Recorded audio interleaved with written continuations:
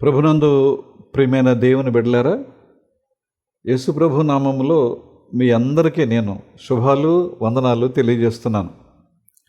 గడిచిన వారమంతట్లో ప్రభు మనలందరినీ కూడా కాపాడారు. వేసవి ఎండలు దానికి తీవ్రత మనం అనుభవిస్తున్నాం. అయినా మనల్ని ప్రేమించి దేవుడు ఇచ్చిన క్షేమం కొరకే వందనాలు మనం చెల్లిద్దాం. అలాగే బిడ్డలు చక్కగా చదువులు పూర్తి చేసి నూతనమైన తరగతులకు వెళ్ళబోతున్నారు. వారి కొరకు కూడా మనం దేవునికి వందనాలు చెల్లిద్దాం. ఈరోజు మనం ధ్యానించేటువంటి వాక్యం యోహాను సువార్త 6వ అధ్యాయం 20వ వచనం. అయితే ఆయన నేనే, భయపడకుడని వారితో చెప్పెను. అయితే ఆయన నేనే, భయపడకుడని వారితో చెప్పెను. ప్రార్థన చేసుకుందాం.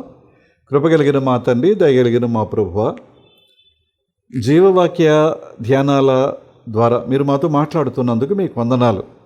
అలాగే మా ప్రియులు వారు వీక్షిస్తూ వింటూ నేను మహింపరుస్తున్నారు. ఆధ్యాత్మికంగా మేమందరం ఎదగడానికి వాక్యం మాకు ఎంతగానో సహాయం చేస్తుంది. మీకు వందనాలు. ఈరోజు మేము ధ్యానం చేస్తున్నటువంటి ఈ వాక్యం ద్వారా మరొకసారి నీ వాక్యపు వెలుగులో మేము నడవడానికి సహాయం చేయమని, నా నోటి మాటలు మా అందరి హృదయ ధ్యానములు మీ దృష్టికి అంగీకారయోగ్యంగా చేయమని యేసు నామమున అడుగుచున్నాం తండ్రి, ఆమేన్. ప్రియమైన దేవుని బిడ్డలారా, ఈరోజు మనం వినేటువంటి వాక్యానికి అభయం క్రీస్తే అని ఒక చిన్న టైటిల్ పెట్టుకుందాం. అభయం క్రీస్తే. ఈ 6వ అధ్యాయం 20వ వచనంలో మనం ఈ మాటను పెట్టుకుని ధ్యానం చేస్తున్నాం. అయితే దానికి ముందు 15వ వచనానికి కనుక మనం గమనిస్తే యోహాను సువార్త 6:15లో యేసు ప్రభువుని రాజుగా చేయాలని ప్రజలు అనుకున్నారు. కారణం ఏంటంటే, ఇంతకు ముందు ఉన్నటువంటి ఎపిసోడ్స్లో మనం జ్ఞానం చేసాం. ఆయన 5,000 మంది పురుషులకు 5 రొట్టెలు 2 చిన్న చేపల్ని ఆహారంగా పెట్టారు. కనుక ప్రజలు ఇక తండోపతండాలుగా ఆయనను వెంబడించాలి అని అనుకున్నారు. రాజుగా చేయాలనుకున్నారు. వెంబడించాలనుకుంటే పర్వాలేదు, రాజుగా చేయాలి అనుకున్నారు. ఆ రాజుగా చేయాలి అనుకునేటువంటి ఆ ఇంటెన్షన్ ప్రభువుకి అర్థమయ్యి వారికి దూరంగా ఆయన ఏకాంతంగా ఆ కొండకెళ్ళి ప్రార్థన చేసుకుంటూ శిష్యుల్ని మీరు బయలుదేరి వెళ్ళండి, అవతలకు వెళ్ళిపోండి, గలిలయ సముద్రంలో ప్రయాణం చేసి అవతలకు వెళ్ళండి, నేను వచ్చి పొద్దున్నే మిమ్మల్ని కలుసుకుంటాను అని చెప్పినటువంటి సందర్భం. ప్రియమైన వాళ్ళరా, ఇక్కడ గలిలయ సముద్రం గురించి ఒక విషయం చెప్పుకుంటే మంచిదని నేను అనుకుంటున్నాను. పైన హెర్మోను పర్వతం ఉంది, హెర్మోను పర్వత పంక్తి ఉంది. అవన్నీ కూడా మంచుతో కప్పబడి ఉంటాయి. ఆ పర్వతాలన్నీ కూడా మంచుతో కప్పబడి, కనుక ఆ మంచుతో కప్పబడినటువంటి ఆ పర్వతం మీద నుంచి ఆ మంచు కరిగి చిన్న ప్రవాహంగా వస్తూ అదొక పెద్ద ప్రవాహంగా, ఒక నదిగా, ఒక చిన్న నదిగా, ఒక స్ట్రీమ్గా బయలుదేరి వచ్చి ఈ గలిలయ సముద్రంలో పడుతుందన్నమాట అండి. గలిలయ సముద్రం నిండిన తర్వాత మళ్ళీ దాని నుంచి ఇంకొక స్ట్రీమ్ బయటకు వెళ్తుంది. అంటే గలిలయ సముద్రానికి అవుట్లెట్, ఇన్లెట్ కూడా ఉందన్నమాట అండి. ఇన్లెట్ ఏమో హెర్మోను పర్వతం నుంచి, అవుట్లెట్ ఏమో అది అలా ప్రవహించి మృత సముద్రం వరకు వెళ్ళి దాన్నే యొర్దాను నది అని పిలువబడ్డది. ఆ తర్వాత స్ట్రీమ్ యొర్దాను నదిగా యేసు ప్రభు వారు అక్కడ బాప్తిస్మం ఆయన యోహాను గారి ద్వారా పొందటం, తర్వాత ఈ యేసు శిష్యులు యోహాను గారు కూడా అక్కడ బాప్తిస్మాలు ఇవ్వటం అని మనకు తెలిసిన సంగతులే. ఆ మృత సముద్రంలోకి వెళ్ళి పడిన తర్వాత ఇంక అక్కడి నుంచి దానికి అవుట్లెట్ లేదు, అక్కడతో ఆగిపోద్ది అనమాట అండి. అయితే ఈ గలిలయ సముద్రానికి ఇంకా కొన్ని పేర్లు ఉన్నాయి. తిబెరియ సముద్రం, కెన్నెసరతు సరస్సు, కెన్నెరతు సరస్సు, కెన్నెరతు సరస్సు, 3 పేర్లు. గలిలయ సముద్రం, తిబెరియ సముద్రం, కెన్నెరతు సరస్సు అని 3 పేర్లు. మనం అంటే ఒక్కొక్కసారి ఒక్కొక్క చోట ఈ పేరు వాడబడినప్పుడు కన్ఫ్యూజ్ అవ్వద్దు. గలిలయ సముద్రం అన్నా అదే, తిబెరియ సముద్రం అన్నా అదే, కెన్నెరతు సరస్సు అన్నా కూడా అదే. ఇది ఉత్తర దక్షిణంగా 12.5 కిలోమీటర్లు పొడవు. అలాగే మగ్దల నుంచి తూర్పు తీరంగా అది ఒక 7.5 మైళ్ళు వెడల్పు. అంటే మొత్తం మీద 12.5 మైళ్ళు పొడవు, 7.5 మైళ్ళు వెడల్పుతో ఉన్నటువంటి ఒక సరస్సు, కానీ సముద్రం అని పిలిచారు. యాక్చువల్గా సముద్రం కాదు, ఇది ఒక పెద్ద సరస్సు అనమాట అండి. తిబెరియా అనే పేరు ఎందుకు వచ్చిందంటే, హేరోదు అంతిప, మహాహేరోదు కుమారులో ఒక కుమారుడు హేరోదు అంతిప. ఆయన ఒక చిన్న పట్టణాన్ని కనుగొని దాన్ని చాలా పెద్దగా దాన్ని ఎన్లార్జ్ చేశాడు. చాలా కట్టడాలు కట్టి ఆ పెద్ద పట్టణంగా దాన్ని తయారు చేసి, అప్పుడు ఆయన ఈ హేరోదు అంతిప గలిలయ రాష్ట్రం ఆ ప్రాంతాన్ని పరిపాలిస్తున్నప్పుడు అక్కడ రోమా ప్రభుత్వపు చక్రవర్తి టైబీరియస్ ఆయనకి జ్ఞాపకార్థంగా ఈయన డెవలప్ చేసినటువంటి దీనికి తిబెరియా అని పేరు పెట్టాడు. ఆ టైబీరియస్ని గౌరవిస్తూ ఆయన జ్ఞాపకార్థంగా ఈ పట్టణానికి ఈ పేరు పెట్టారనమాట అండి. అప్పటి నుంచి ఇది తిబెరియా సముద్రంగా కూడా పిలువబడింది అనే విషయాన్ని మనం జ్ఞాపకం చేసుకోవాలి. ఈ తిబెరియా అనేటువంటి పట్టణం ఎక్కడ ఉంది అంటే, గలిలయకు కొంచెం పడమరగా ఒక 3.5 కిలోమీటర్ల దూరంలో, అలాగే మగ్దలాకు 1.5 కిలోమీటర్ల దూరంలో ఉంది ఈ తిబెరియా పట్టణం. అంచేత ఆ పట్టణానికి దగ్గరగా ఉంది కనుక తిబెరియా సముద్రం అని కూడా దీన్ని పిలిచారు. ఇవాళ కూడా ఉంది, కానీ ఆ పేరుతో లేదు. ఇవాళ ఉన్నటువంటి పేరు ఏంటంటే ఖర్బీత్ ఖున్ యాత్రయా, ఖర్బీత్ ఖున్ యాత్రయాగా ఇప్పుడు పిలువబడుతుంది ఆ తిబెరియా పట్టణం. ఓకే, ఇంకా అంతకన్నా నేను ముందుకు వెళ్ళాలని అనుకోవట్లేదు. ఇప్పుడు ఈ శిష్యులకి ఆయన ఏం చెప్పారంటే, మీరు ప్రయాణమే వెళ్ళండి అని చెప్పారు. ఈ యోహాను సువార్త 6వ అధ్యాయం 13వ వచనంలోకి మనం 17వ వచనంలో మనం గమనిస్తే, అంతటా చీకటి ఆయను అనే మాట చూస్తాం. అంటే వాళ్ళు, యేసుప్రభు గారేమో ఈ జనాల్ని రాజుగా చేయాలనుకునే జనాల్ని తప్పించుకుని ఆయన ఒక కొండ ప్రాంతానికి వెళ్ళి ఏకాంతంగా ప్రార్థన చేసుకునే ప్రయత్నం. శిష్యుల్ని వెళ్ళిపోమన్నప్పుడు వాళ్ళందరూ కలిసి ఒక చిన్న పడవను ఒక దాన్ని అరేంజ్ చేసుకుని దాని మీద వాళ్ళు ప్రయాణం చేస్తారు. అప్పటికి చీకటి పడింది. అంతటా చీకటి ఆయను. ఇక్కడ ఒక నిమిషం మనం ఆ మాటను ధ్యానం చేస్తే మంచిదని నేను అనుకుంటున్నాను. ఎందుకంటే ఆ చీకటి అయినది, వారు కొంత దూరం వెళ్ళేటప్పటికి ఈ సముద్రం మీద తుఫాన్ వచ్చింది. వారి నావ తలకిందులయ్యే పరిస్థితి కనపడతా ఉంది. వీళ్ళు తడిచిపోతున్నారు. ఆ తుఫాన్లో తలకిందులయ్యే కెరటాలు బాగా ఉధృతంగా లేస్తున్నాయి. అప్పుడు యేసుప్రభు వారు నీళ్ల మీద నడిచొస్తుంటే వాళ్ళ ముందు ఏదో దెయ్యమో ఏదో అనుకున్నారు, భూతమో అలాంటిది ఏదో అనుకున్నారు వాళ్ళు.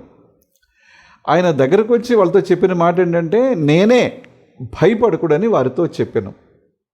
ఆ మాట మనం ధ్యానం చేస్తున్నాం. అందుకనే అభయం క్రీస్తే అనేటువంటి టైటిల్తో మనం ముందుకు వెళుతున్నాం. ప్రియమైన వర్లరా, ఈ అంధకారం అనేది క్రైస్తవ జీవితంలో చాలా ప్రమాదకరమైంది. నేను చెప్పేది మామూలు చీకటి గురించి నేను మాట్లాడట్లేదు, మామూలు అంధకారం గురించి నేను మాట్లాడట్లేదు. ఆధ్యాత్మికమైనటువంటి పరిస్థితి ఏంటంటే, యేసయ్యను కానీ లేకపోతే ఆయన యొక్క సత్యాన్ని కానీ రక్షణను కానీ ఈ ఆత్మీయ అంధకారం చూడనివ్వదు. ప్రమాదం అన్నమాట అండి. అంచేత మీ దీపములు వెలుగుచుండనీయడని ప్రభు ఎందుకు చెప్పారంటే, ఆత్మీయమైనటువంటి అంధకారంలోకి మీరు వెళ్ళకోకుండా మీ ఆత్మ దీపం వెలుగుతూ ఉంటే అప్పుడు యేసయ్య సత్యాన్ని లేకపోతే రక్షణను మనం చూడగలిగేటువంటి బిడ్డలుగా ఉంటాం. ఇక అప్పుడు మన హృదయాల్లో కలవరపాటు ఉండదు అనేటువంటి విషయాన్ని మనం గమనించాలి. ఎందుకంటే మన జీవితాల్లో ఈ ఆత్మీయమైనటువంటి చీకటి ఎందుకు వస్తుందంటే, మనం కొన్నిసార్లు సమస్యలు ఇరుక్కుంటాం, కొన్నిసార్లు చాలా విచారం, బాధ, వేదనలో కొన్నిసార్లు ఉంటాం, కొన్నిసార్లు డిఫికల్ట్ కండిషన్స్ అంటాం చూసారా, అలాంటి పరిస్థితుల్లో మనం ఉంటాం. కొన్నిసార్లు నష్టం అనేది జరుగుతూ ఉంటుంది, నష్టపోతూ ఉంటాం. కొన్నిసార్లు మన కుటుంబాల్లో మరణం కూడా వస్తుందండి. ఇవన్నీ ఎదురవుతున్నప్పుడు కష్టమైన పరిస్థితే. ఈ కష్టమైన పరిస్థితుల్లో మనం ఆధ్యాత్మికంగా ముందుకు వెళ్ళడానికి బదులు కొంచెం వెనకబడతాం. అదే ఆత్మీయ అంధకారం అనేటువంటి మాట మీకు నేను జ్ఞాపకం చేస్తున్నాను. అంచేత మన జీవితంలో ఇలాంటి పరిస్థితులు ఎదురైనప్పుడు, ఇప్పుడు నేను ముందు చెప్పాను చూసారా, మళ్ళీ రిపీట్ చేయను, ఇలాంటి పరిస్థితులు ఎదురైనప్పుడు ఒక అంధత్వం అనేది మనం కలగకుండా చూసుకోవాలి. అందుకని యేసయ్య మత్తయి సువార్త 6:23 ఆయన చెప్పిన మాట ఏంటంటే, నీ కన్ను చెడినదైతే నీ దేహమంతయు చీకటి అని చెప్పారు. ఏ కన్ను? క్యాటరాక్ట్ వచ్చో, లేకపోతే మరొకటో, లేకపోతే ఏదైనా ప్రమాదం జరిగో, లేకపోతే కంట్లో పువ్వేసిందంటాం మనం. అలాంటి పరిస్థితి కాదండి. ఈ ఆత్మీయమైనటువంటి అంధకారం ఎప్పుడైతే నీకు కలుగుతుందో మొత్తం నీ దేహం అంతా కూడా చీకటిమయమై ఉంటుంది. ఎందుకంటే నీలోనున్న వెలుగు ఏది? క్రీస్తు అనే వెలుగు. నీలోనున్నటువంటి క్రీస్తు అనే వెలుగు చీకటి అయి ఉండిన ఎడల ఆ చీకటి ఎంతో గొప్పది. కనుక మనలో యేసయ్య ఉన్నారు. ఒక బిడ్డగా, ఆధ్యాత్మికంగా మనం ఒక బిడ్డగా, విశ్వాసిగా, ఆయనను వెంబడించే వ్యక్తిగా మనం ఉన్నప్పుడు మనలో యేసయ్య ఉంటారు. కానీ ఈ ఆత్మీయ అంధత్వం మనలోనున్నటువంటి క్రీస్తును మర్చిపోయేలా చేస్తుంది. మనలో ఉన్నటువంటి క్రీస్తు వెలుగును మనం అది ప్రకాశింపకుండా ఒకలాంటి మబ్బు పొర తెరలాగా తయారైపోద్ది అనమాట అండి. కనుక మనం జాగ్రత్త వహించాలి. 2 కొరింథీ పత్రిక 4:4 పౌలు గారు ఏం రాస్తారంటే, దేవుని స్వరూపి అయిన క్రీస్తు మహిమను కనపరచు సువార్త ప్రకాశము. అంటే సువార్త, ఈ 4 సువార్తలు కూడా మనకి ఏం చేస్తున్నాయంటే క్రీస్తు మహిమను చూపిస్తున్నాయి. లేకపోతే దేవుని యొక్క వెలుగు క్రీస్తు ద్వారా మన మీద ప్రసరింపబడేలాగే ఈ సువార్తలు మనకు చూపిస్తున్నాయి. అయితే ఈ వెలుగు, సువార్త వెలుగు ప్రకాశింపకుండు నిమిత్తము, వారికి ప్రకాశింపకుండు నిమిత్తము ఈ యుగ సంబంధమైన దేవత అవిశ్వాసులైన వారి మనోనేత్రములకు గుడ్డితనము కలుగు చేయుచున్నది అని అన్నాడు. యుగ సంబంధమైన దేవత అవిశ్వాసులైన వారి మనోనేత్రాలకి గుడ్డితనం. అంటే ఇప్పుడు ఈ గుడ్డితనం, ఆత్మీయ అంధకారం ఎందుకు వస్తుందంటే అవిశ్వాసం అనేది మనలో బయలుదేరుతుంది అనమాట అండి. ఎప్పుడైతే అవిశ్వాసం అనేది మనలో బయలుదేరిందో క్రీస్తు వెలుగును మనం చూడలేం, ఆయన యొక్క రక్షణను చూడలేం, ఆయన మనకు అందించేటువంటి ఆ స్నేహ హస్తాన్ని, ప్రేమ హస్తాన్ని పట్టుకునే ప్రయత్నం మనం చేయలేం. ఇప్పుడు అదే జరిగింది. వాళ్ళు నావలో ఉన్నారు, తుఫాను అనేటువంటి ఆ ప్రమాదం తల ఎత్తింది. ఓకే, తన బిడ్డలు కష్టంలో ఉన్నారు కనుక వాళ్ళని ఆదరించాలని, ఆదుకోవాలని ఆయన గబగబా నీళ్ళ మీద నడిచి వచ్చేస్తున్నారు. నేల మీద నడిచినంత ఈజీగా అంత తుఫాన్లో కూడా అలాంటి గలిబిలిగా పడవ మునిగిపోయేంత, దోణి మునిగిపోయేంత, లేకపోతే అలాంటి కష్టతరమైన పరిస్థితుల్లో ఉండగా కూడా ఆయన మామూలుగా వచ్చేస్తున్నారు. కానీ ఆయనను చూడలేకపోయారు, ఆయనను వారు గ్రహించలేకపోయారు. మన జీవితాల్లో కూడా ఇలాంటి పరిస్థితి ఎదురవుద్దనమాట అండి. ఎందుకంటే ఈ ఆత్మీయ అంధకారం ఏమవుతుందంటే దేవుని యొక్క బలాన్ని కానీ, దేవుని యొక్క శక్తిని కానీ చూడలేని, లేకపోతే ఆయనను మనం తండ్రి అని పిలవలేని దుస్థితికి దిగజారిపోతాం అనమాట అండి. నాయన, నేను ఈ కష్టంలో ఉన్నాను, నేను ఈ బాధలో ఉన్నాను అని ఆయనను పిలవలేని పరిస్థితికి వచ్చేస్తుంది అనమాట అండి. అదే జరిగింది అక్కడ. ఇప్పుడు వాళ్ళ కష్టంలో ఉన్నారు, తుఫాను తల ఎత్తింది. 5,000 మంది పురుషులకి ఆహారం పెట్టగలిగిన ఆయన తుఫాను ఆపలేడా? అంతకుముందు చాలా అద్భుతాలు చూశారు కదా. ఇప్పుడు ఈ కష్టంలో ఉన్నప్పుడు వాళ్ళు ఏం చేయాలి? యేసయ్యా, నువ్వు ఉంటే మాకు ఈ కష్టం రాకపోను, నువ్వు లేవు కనుక మాకు ఈ కష్టం వచ్చింది, నాయన మాకు సహాయం చేయని వాళ్ళు అడగగలగాలి. కానీ అడగలేదు. ఏం చేద్దాం? వారు ప్రయాణం చేస్తున్నటువంటి ఆ పడవ తిరగబడిపోకుండా గమ్యం ఎలా చేరదాం? పైగా చీకటి, ఈ కటిక చీకటిలో ఏం చేయాలో వారికి అర్థం కాని పరిస్థితి. ఒకవేళ కాసేపు అనుకుందాం, వారు ప్రయాణం చేసే పడవలో ఒక చిన్న దీపం, ఏదో ఒక చిన్న దీపం లాంటిది పెట్టుకుని ఉంటారు. కానీ ఈ గాలి తుఫాను అది ఎప్పుడు ఆరిపోయి ఉంటుంది, కటిక చీకటి. ఇప్పుడు ఎవరి దగ్గరికి వెళ్ళాలి, ఎవరిని అడగాలి? కానీ వాళ్ళు అడగలేకపోయారు. మన జీవితాల్లో కూడా ఇలాంటి శ్రమలు సంభవించినప్పుడు ఆయన దగ్గరికి వెళ్ళలేని పరిస్థితి. వెళ్ళాలి కానీ వెళ్ళలేం, అడగలేం. ఎందుకంటే ఈ కష్టం, శ్రమ మనకి భూతద్దంలో కనపడుతూ ఉంటుంది. చాలా పెద్దగా, మొయ్యలేనంతగా, భరించలేనంతగా, సహించలేనంతగా కనిపిస్తూ ఉంటుంది. కనుక అప్పుడు చేయాల్సిన పని మనం చేయలేం. ఆయనను మనం ప్రార్థించడానికి ఒక అడుగు వెనకబడుతూ ఉంటాం. అందుకనే 82వ కీర్తన 5వ వచనంలో ఏమన్నారంటే, ఈ జనులకు తెలివి లేదు, ఈ జనులకు తెలివి లేదు, వారు గ్రహింపరు, వారు అంధకారములో ఇటు అటు తిరుగులాడుదురు. తెలివి లేదు. ఏంటి తెలివేంటి? ఆయన ఆశ్రయించాలి, ఆయన పిలవాలి, ఆయన అడగాలి, వేడుకోవాలి అని కేక పెట్టాలి. తండ్రి అనేటువంటి కేక మన నోట్లోంచి, యేసయ్యా అనేటువంటి కేక మన నోట్లోంచి రావాలి. కానీ రావదు. ఎందుకంటే ఈ శ్రమ, లేకపోతే ఈ కష్టం, ఈ బాధ, లేకపోతే ఈ వేదన, లేకపోతే ఈ మరణం మనల్ని ఆవహించి ఆయన యొక్క మహిమను చూడలేనంత, ఆయన మహిమను గ్రహించలేనంత దానిని నేను యేసయ్యను కలిగి ఉన్నాను కనుక దీనిని ఆయన తొలగించగలరు అనేటువంటి ధీమా మనలో లేకుండా చేసేస్తుంది అనమాట అండి. అక్కడ అదే జరిగింది శిష్యుల దగ్గర. జనులకు తెలివి లేదు, వారు ఏంటి తెలివేంటి? ఆయనను పిలవటం అనే తెలివి, ఆయనను కేకవేయటం అనేటువంటి తెలివి. మునిగిపోతున్నప్పుడు పేతురుకు వచ్చింది ఆ తెలివి. అయ్యా నేను మునిగిపోతున్నాను, నన్ను రక్షించు అనేటువంటి కేక. పడవలో ఉండగా రాలేదు, నీళ్ళలో నడిచినప్పుడు వచ్చింది అది. ఆ సంఘటన ఇప్పుడు మనం జ్ఞాపకం చేసుకోవట్లేదు, కానీ నేను మీకు ఈ విషయాన్ని నేను జ్ఞాపకం చేస్తున్నాను. అందుకనే సామెతల గ్రంథం 4వ అధ్యాయం 19వ వచనాన్ని మనం చూస్తే 19లో భక్తిహీనుల మార్గము గాఢాంధకారమయము అని అన్నాడు. భక్తిహీనుల మార్గము గాఢాంధకారమయము అంటే ఎప్పుడైతే మనలో ఈ భక్తిహీనత అనేది వస్తుందో ఈ బ్రతుకు, ఈ జీవితం చీకటైపోద్ది అనమాట అండి. నేను అప్పుడప్పుడు చెప్తూ ఉంటాను, భక్తిహీనత, రక్తహీనత 2 మాటలు. రక్తహీనత గురించి మనకు తెలుసు. రక్తహీనత వచ్చినటువంటి అది జంతువు ఏమవుతుంది? చనిపోతుంది. రక్తహీనత అనేమియా అనేటువంటి ఆ వ్యాధి వచ్చినటువంటి వ్యక్తి, స్త్రీ అయినా పురుషుడైనా, చిన్నబిడ్డలైనా పెద్దవాళ్ళైనా చనిపోతారు. అప్పుడప్పుడు మనం చూస్తూ ఉంటాం అలాంటి పరిస్థితుల్లో ఉండేటువంటి బిడ్డలు తిరిగి మళ్ళీ రక్తం ఎక్కిస్తూ ఉంటారు. వారానికి ఒకసారి, 10 రోజులకు ఒకసారి, లేకపోతే 2 రోజులకు ఒకసారి, లేకపోతే నెలకు ఒకసారి ఆ బ్లడ్ ఎక్కిస్తూ ఉండాలి, లేకపోతే వాళ్ళు మెల్లగా చనిపోతారు. భక్తిహీనత కూడా అంతే. అందుకని ఆయన ఏమన్నాడంటే, భక్తిహీనుల మార్గము గాఢాంధకారమయము, తాము దేని మీద పడున్నది వారికి తెలియదు. దేని మీద పడున్నది వారికి తెలియదు. ఎందుకు తెలియదంటే ఆ చీకట్లో మనం ఉన్నాం. ఆధ్యాత్మికమైనటువంటి అంధకారంలో, భక్తిహీనత అనేటువంటి చీకట్లో మనం ఉన్నాం కనుక ఎక్కడ పడుతున్నామో కూడా మనకి అర్థం కాని పరిస్థితి. ఒకవేళ క్రీస్తు వెలుగులో ఉన్నాం అనుకోండి, పడిపోయే పరిస్థితి వచ్చినా మనం పడిపోతున్నాం అనే సంగతి తెలుస్తుంది, పడిపోతే జరగబోయే ప్రమాదం తెలుస్తుంది. కనుక మనం వెంటనే దాని నుంచి తప్పించుకునే ప్రయత్నం చేస్తాం. క్రీస్తు యొక్క సహాయాన్ని మనం వేడుకుంటాం అన్నమాట అండి. అంచేత ఇర్మియా గ్రంథంలో ఒక మాట ఉంటుందండి, 5వ అధ్యాయం 4వ వచనంలో. ఇర్మియా గ్రంథం 5వ అధ్యాయం 4వ వచనంలో ఏముంటుందంటే, నేను ఇట్లా అనుకుంటేని వీరు ఎన్నిక లేని వారై ఉండి యెహోవా మార్గమును, తమ దేవుని న్యాయ విధిని ఎరుగక బుద్ధిహీనులై ఉన్నారు. చూసారా? అప్పుడు దాకా ప్రభువుతోనే ఉన్నారు, గొప్ప అద్భుతం చూశారు. జనులేమో ఇంకొక ప్రయత్నంలో ఉన్నారు.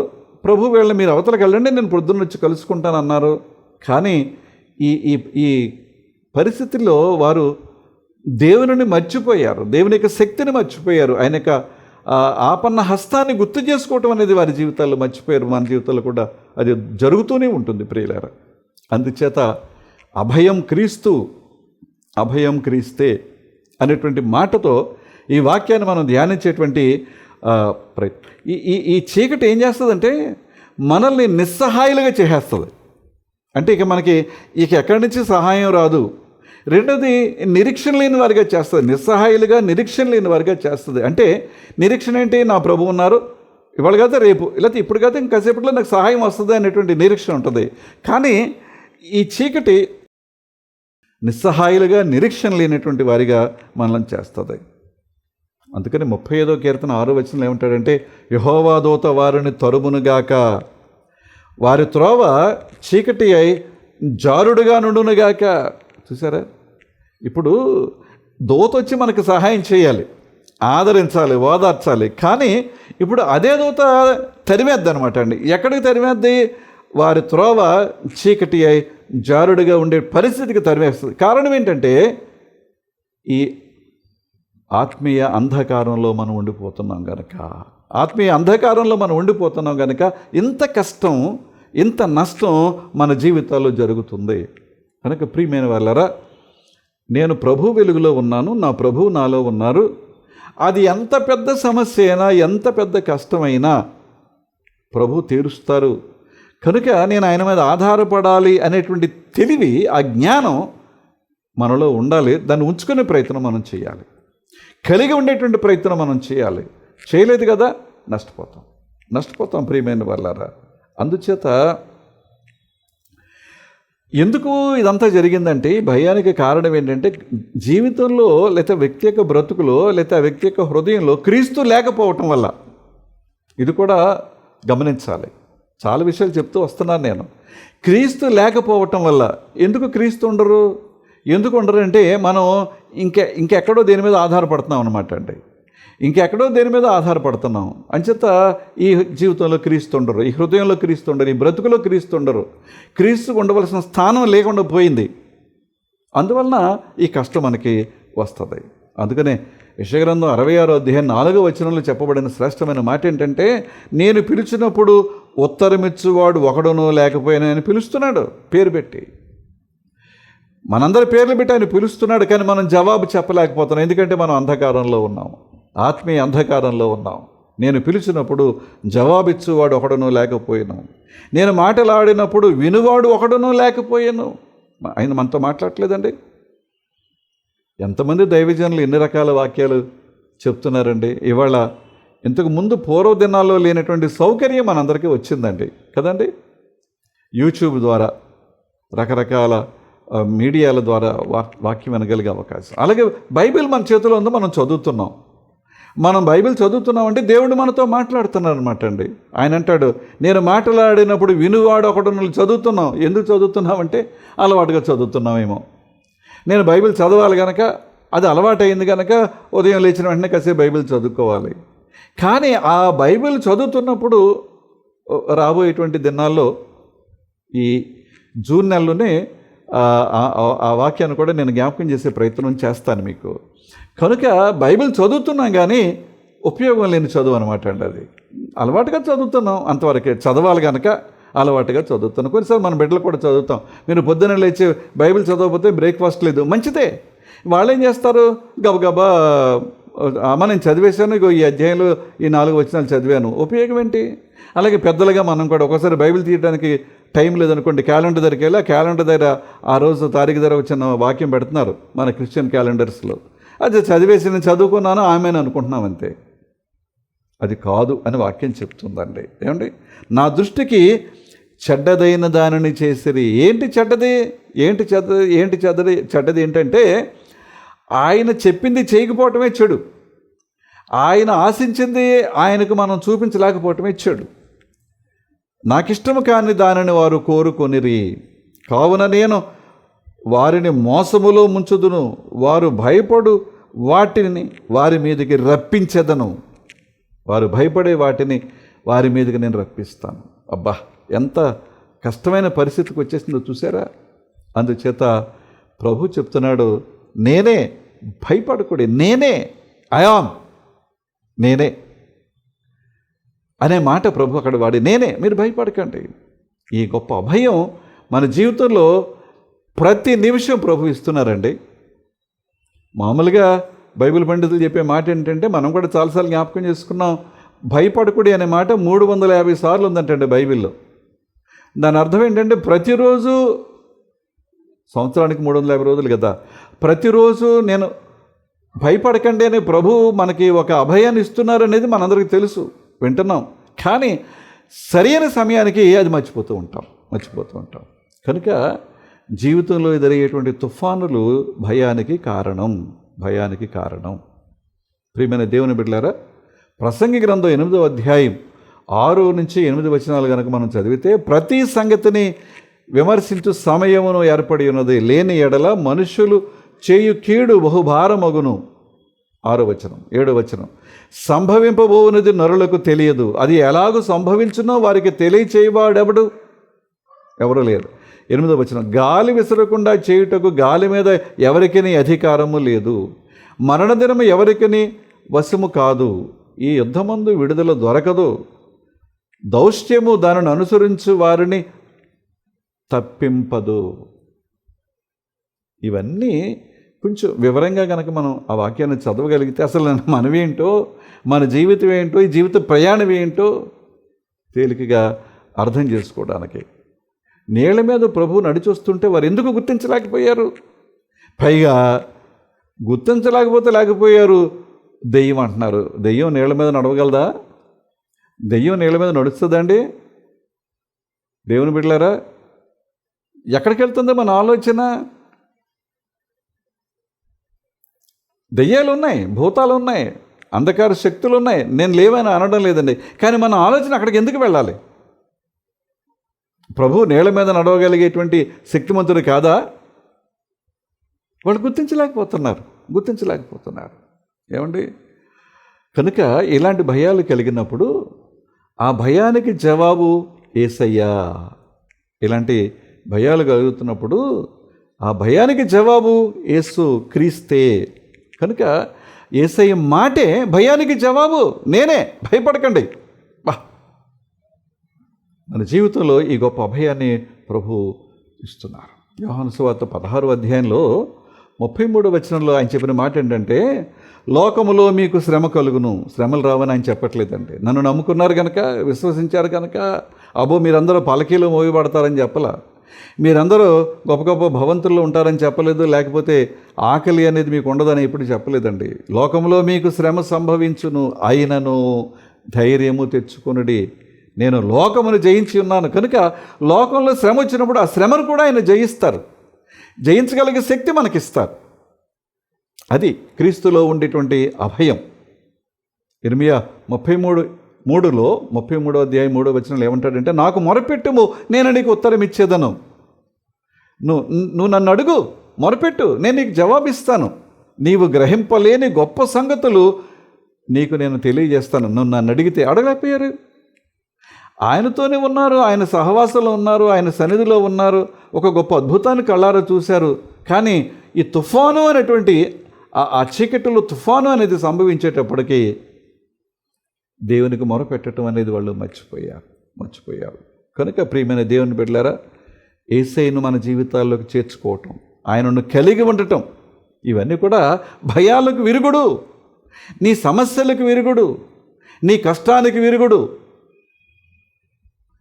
ప్లస్ వాటి నుంచి విడుదల దయచేస్తాడు ఆయన. ఏమండి? యెషయా గ్రంథం 46వ అధ్యాయం 4వ వచనంలో ఈ మాట మనందరూ తెలుసు. ముదిమి వచ్చు వరకు నిన్ను ఎత్తుకొని వాడను నేను, నీ తల వెంట్రుకలు నెరయ వరకు ఎత్తుకుని వాడను నేనే చేసి ఉన్నాను, చంక పెట్టుకుని వాడను నేనే, నిన్ను ఎత్తుకొనుచు రక్షించు వాడను నేనే. ఎంత గొప్ప మాట అండి! నిన్ను ఎత్తుకొనుచు రక్షించువాడను. ఎప్పటిదాకా? నీ తల వెంట్రుకలు నెరయ వరకు నిన్ను ఎత్తుకొని వాడను నేనే. నేను నిన్ను చేశాను కనుక నేనే చంకబెట్టుకుని ఎత్తుకుంటాను. ఎందుకంటే అభయం ఎవరికి దొరుకుతుందండి? ఆయన బిడ్డలుగా, విశ్వాసులుగా ఒక గొప్ప అభయాన్ని ప్రభు మనకిస్తున్నారు. అంచేత అభయం క్రీస్తు అనేటువంటి క్రీస్తే అనేటువంటి ఆ టైటిల్తో మన వాక్యాన్ని ధ్యానం చేస్తున్నాం. ప్రియమైన వాళ్ళరా, మన జీవితాల్లో ఆవేళ వాళ్ళకి తుఫాను వచ్చింది, మన జీవితాల్లో చాలా తుఫాన్లు ఉంటాయి, ఉండవని ప్రభు చెప్పలేదు. కానీ వాటన్నిటిలో కూడా ఆయనే మనకు అభయం. ప్రార్థన చేసుకుందాం. కృప కలిగిన మా తండ్రి, జీవవాక్య ధ్యానాల ద్వారా ఈరోజు ఈ వాక్యం ద్వారా మాతో మాట్లాడినందుకు మీకు వందనాలు, స్తుతులు, స్తోత్రాలు. నాయన, విన్న వాక్యాన్ని మేము జాగ్రత్తగా మా హృదయంలో మేము పదిలిపరచుకోగలిగితే మా జీవితాలు ధన్యమవుతాయి. ఏం చేతనంటే అనేకమైనటువంటి ఇబ్బందులు, సమస్యలు, శ్రమలు, శోధనలు, కష్టాలు, కొన్నిసార్లు మరణం మమ్మల్ని పట్టి పీడిస్తున్నప్పుడు మేము ఆధ్యాత్మికంగా వెనకబడిపోతున్నామేమో, భక్తిలో తప్పిపోతున్నామేమో, చీకటి మా మనోనేత్రాలకు గురుడితనాన్ని కలుగు చేస్తుందేమో, నిన్ను చూడలేకపోతున్నాం, నీ వాక్యాన్ని జ్ఞాపకం చేసుకోలేకపోతున్నాం, నీ వాక్యంలో ఉండే అభయాన్ని మేము గ్రహించలేకపోతున్నామేమో, క్షమించు. కనుక తండ్రి, మా హృదయంలో నీ వాక్యం ఎప్పుడూ ఉండాలి, మీ మాటలు మాతో ఉండాలి, మీరు మాతో ఉండాలి. అప్పుడు ఏ పరిస్థితినైనా కూడా జయించగలిగే ధైర్యం మాకు కలుగుతుంది. సహాయం చేయండి. మా ప్రియ కుటుంబాలన్నిటినీ కూడా దీవించండి నాయన, ఆశీర్వదించండి.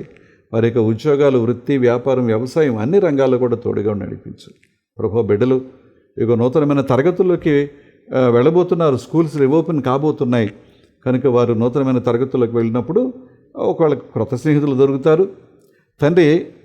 ఆ స్నేహితుల యొక్క సహచర్యంలో బిడ్డలు ఇంకా మంచి పదంలో వారి అభివృద్ధిలోకి రావాలి నాయన. చెడు వారికి అంటకుండా కాపాడు, మంచి స్నేహితులను దయచేయి. ప్రారంభం నుండి కూడా వారు శ్రద్ధగా చదవాలి. తల్లిదండ్రులు వారిని చదివించడానికి చాలా కష్టపడుతున్నారు, ఖర్చు పెడుతున్నారు నాయన. ఇవన్నీ బిడ్డలు గ్రహించాలి. అలాగే వృత్తి, వ్యాపారం, వ్యవసాయం, గృహ కార్యకలాపాలు ఏదైనా కానీ వాటంట్లో తోడుగా నడిపించు. వ్యాధి బాధలు, బలహీనతలు సహజం మనుషులం కనుక వాటన్నిటిలో కూడా మీరు విడుదల దయచేయి. ఆర్థికపరమైన ఇబ్బందులు ఉన్నవారు ఉన్నారు, కనికరించండి నాయన. అలాగే తండ్రి గర్భిణీలు, బాలింతలు, వృద్ధాప్యులు ఉన్నవారు వీరందరిపైన కృప కుమ్మరించండి. చండి బిడ్డలు ప్రత్యేకంగా దీవించండి నాయన. ప్రభువా ప్రతి సంఘాన్ని దీవించు, సంఘ కాపులను ఆశీర్వదించు.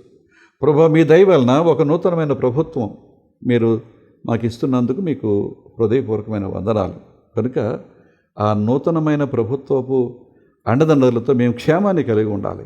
మా రాష్ట్రం, మా దేశం కూడా క్షేమాన్ని కలిగి ఉండడానికి సహాయం చేయండి. ప్రభువా నీ బిడ్డలకు ఏ ఇబ్బంది లేకోకుండా, ఆ వాక్యానికి అంతరాయం కలగకుండా, బిడ్డలు నిన్ను తెలుసుకోవటం ద్వారా వారు ఒక అడుగు వెనకేయకుండా ఒక అడుగు ముందుకు వెళ్ళడానికి మీరే కృప చూపించమని, ప్రభు విదేశాల్లో ఉండే బిడ్డల కుటుంబాలను కూడా ఆశీర్వదించమని, మరొక మంగళవారం ఇలా కలిసి ప్రార్థించేంతవరకు మీ దూతల కాపుదల ఈ వారమంతా మాకు ప్రసాదించమని యేసు నామమున వినయంగా బ్రతిమాలి వేడుకొనుచున్నాం తండ్రి. ఆమేన్. పరలోకమందున్న మా తండ్రి, మీ నామం పరిశుద్ధపరచబడుగాక, మీ రాజ్యం వచ్చునుగాక, మీ చిత్తం పరలోకమందు నెరవేరుచున్నట్టు భూమి యందును నెరవేరునుగాక. మనదినాహారం నేడు మాకు దయచేయము. మా ఎడల అపరాధం చేసిన వారు మేము క్షమించిన ప్రకారం అపరాధములు క్షమించుము. సోదరులను తేకాదుష్టుని తప్పించుము. రాజ్యము, శక్తి, మహిమ నిరంతరము నీవే ఉన్నావు తండ్రి. ఆమేన్. మన తండ్రి అయిన దేవుని నుండి, ప్రభు అయిన క్రీస్తు నుండి, పరిశుద్ధాత్మ నుండి కృపయ సమాధానం మీ కలుగునుగాక. ఆమేన్. మరొకసారి మీ అందరికీ నేను వందనాలు చెప్తున్నాను. మరొక మంగళవారం కలుసుకుందాం. అంతవరకు సెలవు.